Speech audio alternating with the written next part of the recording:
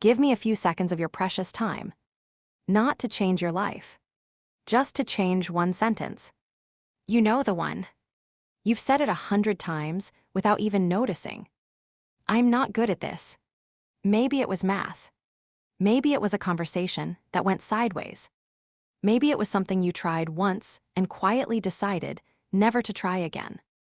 But the moment you say that sentence, something in you actually closes.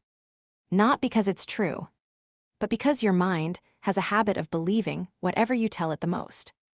Think about the last time you really struggled at something. There's a version of you that sits with the hard part, pokes at it, tries again anyway. And there's a version of you that just stops.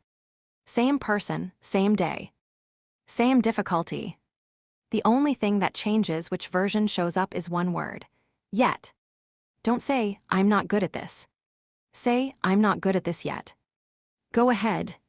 Say it in your head right now. It doesn't fix anything on its own. It just leaves the door open a crack. Because I'm not good at this is a full stop. Your mind hears it and stops looking for a way through. Why would it keep looking? You already told it there wasn't one. But yet turns the sentence into something else entirely. It stops being a verdict. It becomes a snapshot. It becomes a place you're standing right now. Not a place you're stuck forever. You're going to fail at something today. Or this week. Or sometime this semester. That part is not really up to you. What is up to you is the sentence that comes right after. That's the part that quietly decides everything.